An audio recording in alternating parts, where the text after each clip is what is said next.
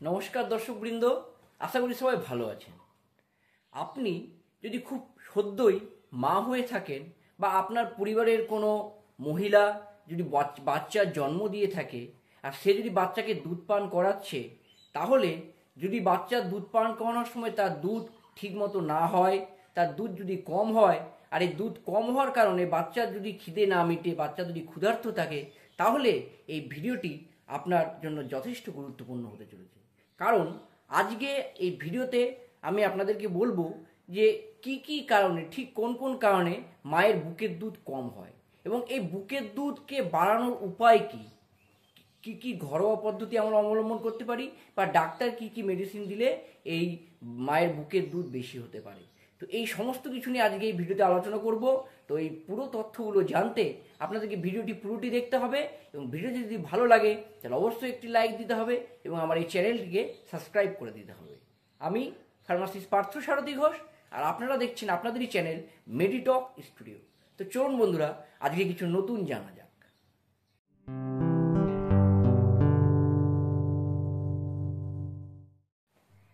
বন্ধুরা, প্রথমে আমরা জেনে নেব যে একজন মায়ের বুকের দুধ হওয়া কম হওয়ার কারণগুলি কি কি, কি কি কারণে মায়ের বুকের দুধ কম হয়। তো মায়ের বুকের দুধ কম হওয়ার অনেকগুলি কারণ আছে, তার মধ্যে যে প্রধান কয়েকটি কারণ, তার মধ্যে এক নম্বর হচ্ছে মা যদি পর্যাপ্ত পরিমাণে পুষ্টি না পায়, মায়ের শরীরে যদি পুষ্টির অভাব থাকে, তাহলে কিন্তু মায়ের বুকের দুধ কম হবে। দুই নম্বর, মা যদি ঠিকঠাক খাওয়া দাওয়া না করে, ভালোভাবে খাওয়া দাওয়া না করে, তাহলে কিন্তু মায়ের বুকের দুধ কম হবে। তিন নম্বর হচ্ছে মা পর্যাপ্ত পরিমাণে তাকে কিন্তু মাকে জল পান করতে হবে। জল যদি শরীরে কমে যায়, জলের পরিমাণ যদি শরীরে কমে যায়, তাহলে কিন্তু বুকের দুধ কম হতে পারে। চার নম্বর হচ্ছে বিভিন্ন রকম হরমোনাল চেঞ্জ কিন্তু মেয়েদের মধ্যে হয় এবং এই হরমোনাল চেঞ্জের জন্যও কিন্তু বুকের দুধ কম হতে পারে। আর পাঁচ নম্বর হচ্ছে মা যদি তার বাচ্চাকে সঠিক সময়ে এবং সঠিক পদ্ধতিতে বা সঠিক পজিশনে বাচ্চাকে যদি দুধ পান না করান প্রথম থেকে, তাহলে কিন্তু বাচ্চা মায়ের বুকের দুধ আস্তে আস্তে আস্তে কমতে শুরু করবে। আর সবশেষে ছয় নম্বর হচ্ছে যে দুশ্চিন্তা একদম করা যাবে না। এই দুশ্চিন্তা যদি মা খুব করে, তাহলেও কিন্তু মায়ের বুকের দুধ কম হতে পারে। তো এই কারণগুলোর জন্য মায়ের বুকের দুধ কিন্তু কম হয়। তাহলে এবার জেনে নেওয়া যাক যে মায়ের বুকের দুধ বাড়ানোর পদ্ধতি কি, কি কি ঘরোয়া পদ্ধতি আমরা অবলম্বন করব। তো প্রথমত মাকে প্রোটিন, ক্যালসিয়াম, আয়রন যুক্ত খাদ্য খেতে হবে। এবার কিসে কিসে থাকে কোন কোন খাবারে এইসব প্রোটিন, ক্যালসিয়াম, আয়রন থাকে? প্রচুর পরিমাণে শাকসবজিতে থাকে, প্রচুর পরিমাণে সবুজ শাকসবজি খেতে হবে, পালং শাক খেতে হবে, দুধ, ডিম, তারপরে দই, পনির, হ্যাঁ, দুগ্ধজাত পদার্থ যেগুলো, সেগুলো প্রচুর পরিমাণে খেতে হবে। ডাবের জল খেতে হবে, ডাবের জল খুব উপকারী, ডাবের জল খেতে হবে। এবং এছাড়াও ড্রাই ফ্রুটসের মধ্যে আপনার যে বিভিন্ন রকম বাদাম আছে, আখরোট আছে, এগুলো কিন্তু খেতে পারেন। এগুলো খেলে কিন্তু তার মধ্যে প্রচুর পরিমাণে ক্যালসিয়াম, আয়রন, প্রোটিন এগুলো কিন্তু থাকে। আর কি করতে হবে মাকে?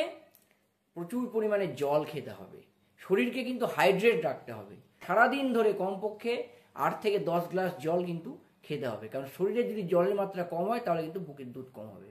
তাই জন্য প্রচুর পরিমাণে জল খেতে হবে। আর কি করতে হবে? পর্যাপ্ত ঘুম। এই পর্যাপ্ত পরিমাণে ঘুমাতে হবে, বেশিক্ষণ রাত্রেবেলা জেগে থাকা চলবে না, পর্যাপ্ত পরিমাণে ঘুমাতে হবে। ঘুম যদি ঠিক থাকে তাহলে দেখবেন মায়ের বুকের দুধও কিন্তু ঠিকঠাক হবে। আর সব থেকে লাস্টে বাচ্চাকে সঠিক সময়ে সঠিক পজিশনে দুধ পান করাতে হবে। প্রথম থেকে বাচ্চার জন্ম হওয়ার পর থেকে বাচ্চাকে যদি সঠিক পজিশনে এবং সঠিকভাবে দুধ পান করানো হয়, তাহলে দেখবেন বুকের দুধ কিন্তু আর কমবে না। এটা কিন্তু খুব ভাইটাল একটা কারণ। তাই বাচ্চাকে সঠিক সময়ে সঠিক পদ্ধতিতে দুধ পান করাতে হবে। এইসব যদি আপনারা করেন, তাহলে দেখবেন আপনাদের বুকের দুধ কিন্তু কমবে না, বা বুকের দুধ কমলেও আস্তে আস্তে আস্তে সেগুলো পরে বেড়ে যাবে। তো এগুলো তো গেল ঘরোয়া পদ্ধতি। এবার আমরা জানবো যে এই বুকের দুধ বাড়ানোর জন্য ডাক্তারবাবু কি মেডিসিন দেন। তো একটা মেডিসিনের নাম আপনাদেরকে আমি বলবো, আপনারা হয়তো শুনলে চমকে যেতে পারেন। মেডিসিনটা কিন্তু অ্যাকচুয়ালি অন্য কাজের জন্য ব্যবহার করা হয় নর্মালি, কিন্তু ডাক্তারবাবু বুকের দুধ বাড়ানোর জন্য এই মেডিসিনটি প্রেসক্রাইব করে থাকেন। মেডিসিনটির নাম হচ্ছে ডমপিরিডন। কি চমকে গেলেন তো? হ্যাঁ, ডমপিরিডন। সাধারণত এই ডমপিরিডন কী জন্য ব্যবহার করা হয়? যদি কারো বমি পায় বা বমি বমি ভাব পায়, ভমিটিং টেন্ডেন্সি থাকে, সেক্ষেত্রে কিন্তু ডাক্তারবাবুরা ভমিটিং টেন্ডেন্সিকে কমানোর জন্য বা ভমিটিং কমানোর জন্য বমি কমানোর জন্য ডোমপেরিডন ট্যাবলেট পেশেন্টকে দিয়ে থাকেন। আর এই ডোমপেরিডন ট্যাবলেটে কিন্তু মায়ের বুকের দুধ বাড়ানোর জন্য কিন্তু ডাক্তারবাবুরা দিয়ে থাকেন। তো চলুন এবার আমরা জেনে নিই মেকানিজমটা। মানে আপনাদেরকে মেকানিজমটা বললে আপনারা ভালো করে বুঝতে পারবেন যে এই ডোমপেরিডনটা কী হয় মায়ের বুকের দুধ বাড়ায়।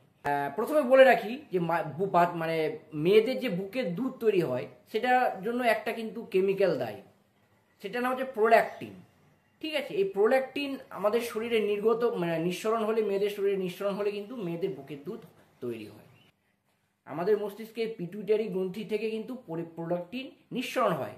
এবার যখন হাইপোথ্যালামাস গ্রন্থি থেকে সেই D2 রিসেপ্টরের সঙ্গে যুক্ত হয়ে ডোপামিন যখন অ্যান্টেরিয়র পিটুইটারি গ্রন্থির উপর কাজ করছে, তখন কি করছে, সেটাকে আমাদের যে প্রোল্যাকটিন যেটা নিঃসরণ হচ্ছিল সেটাকে কিন্তু নিঃসরণটাকে কমিয়ে দেয় ডোপামিন। আর প্রোল্যাকটিনটাকে কমিয়ে দিলে কিন্তু দুধ বন্ধ হয়ে যায় বা দুধ অল্প অল্প হয় মায়েদের। এইবার এই যে ডোমপেরিডন ট্যাবলেটটার নাম বললাম, এই ডোমপেরিডন কি হচ্ছে, ডোমপেরিডন হচ্ছে D2 অ্যান্টাগনিস্ট।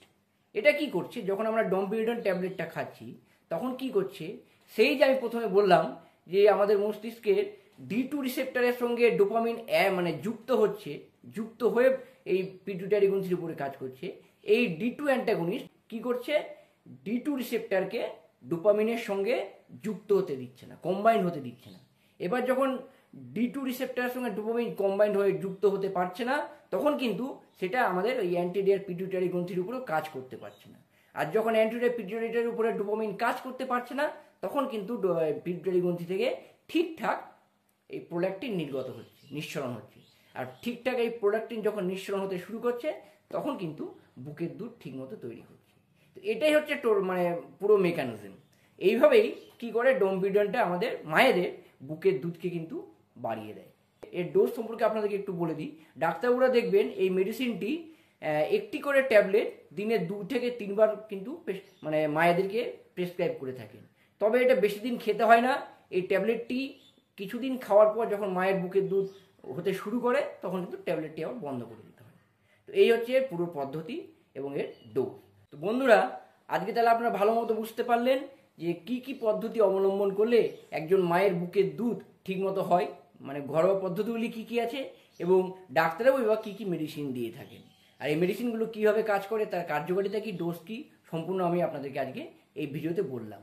এরপরেও যদি আপনাদের কোনো কোশ্চেন থাকে, কোনো প্রশ্ন থাকে, তাহলে অবশ্যই আমার এই কমেন্ট বক্সে কমেন্ট করবেন। আমি আপনাদেরকে যথাসাধ্য উত্তর দেওয়ার চেষ্টা করব। আর এই ভিডিওটি যদি আপনাদের ভালো লেগে থাকে তাহলে অবশ্যই একটি লাইক দিয়ে দেবেন আর আমার এই চ্যানেলটিকে সাবস্ক্রাইব করে দেবেন। তো বন্ধুরা, আজকে এটুকুই।